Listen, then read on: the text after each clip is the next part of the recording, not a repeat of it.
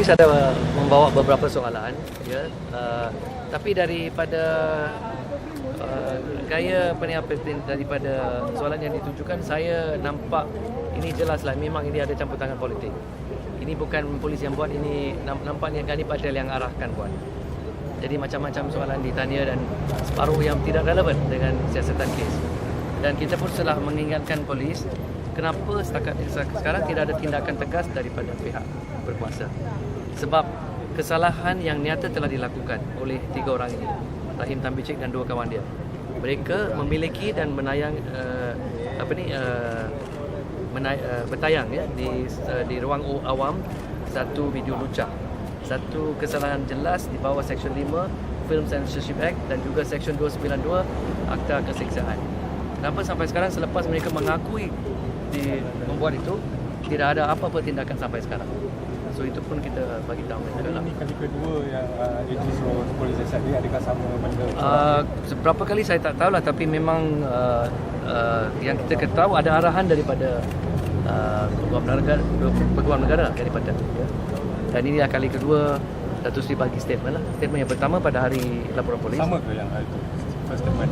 No, dia ada soalan tambahan. Tapi kita tahulah daripada cara dia tanya, memang ini arahan daripada Gani Patel. Ya.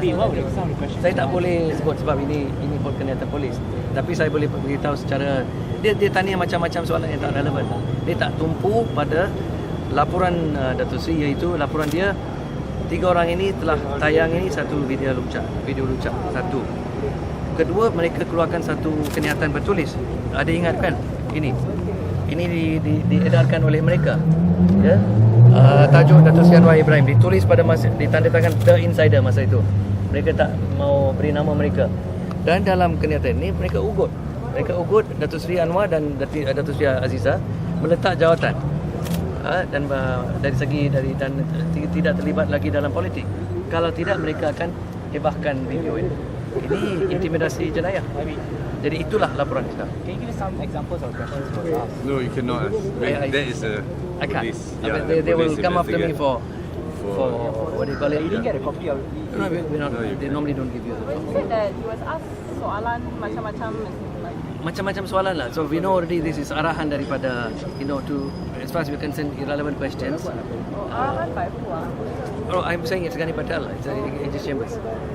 Clearly instructions, political instructions. Datuk Seri akan dipanggil semula untuk Itu kita tidak tahulah dia.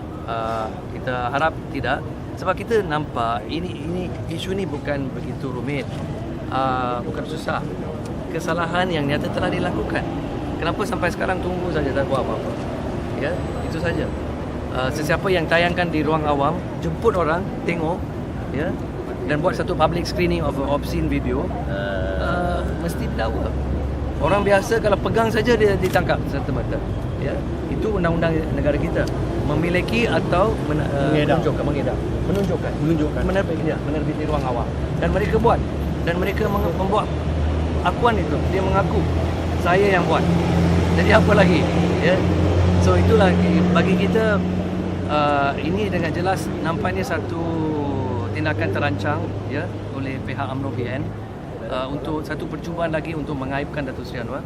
So ini jelas mereka sangat macam terdesak lah, ataupun dia rasa threatened sangat ya oleh peranan Datuk Seri Anwar, sehingga mereka terpaksa buat politik kotor macam ni. Ya, dia bawa politik negara kita ke tahap longkang sekarang, di mana serangan yang dia buat, dia tak ada isu yang penting, dia tak ada isu dasar untuk lawan.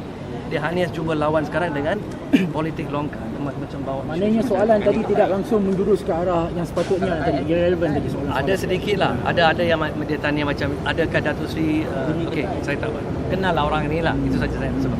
Tapi ada macam-macam yang tak kenal. So YB, adakah Datuk Seri Anwar menjawab semua soalan dengan baik ataupun ada soalan yang tak dijawab kerana Memanglah dia jawab apa yang relevan, dia tak jawab apa yang tak relevan lah. YB, adakah soalan itu menjurus incriminate Datuk Seri? No, itu saya tak mau masuk pada itulah. Itu Tapi lah. ada Kalau you say mengincriminate, bermaksud dia mesti menjurus pada satu kesalahan jenayah. Kita jelas dalam laporan kita, kesalahan jenayah dilakukan oleh 3 orang ini. Kesalahan mereka memiliki dan tayangkan satu video lucah di satu ruang awam bernama Hotel Sri Kaposa. Itu saja. Kesalahan kedua, dia keluarkan satu pernyataan bertulis, dia ugut, ya, blackmail, criminal intimidation. Datuk Seri Anwar dan Datuk Seri Andriza mesti letak jawatan. Kalau tidak, kita akan bebaskan video ini. Itu satu tindakan jenayah. Itu saja. Sama dengan Ya, ini yang ya. So itulah laporan yang kita buat pada 22 hari bulan Mac. Tapi malangnya sampai sekarang kita tidak nampak tindakan tegas.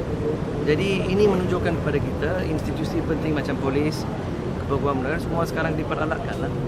Ya, dan ini satu keadaan yang sangat dikesali.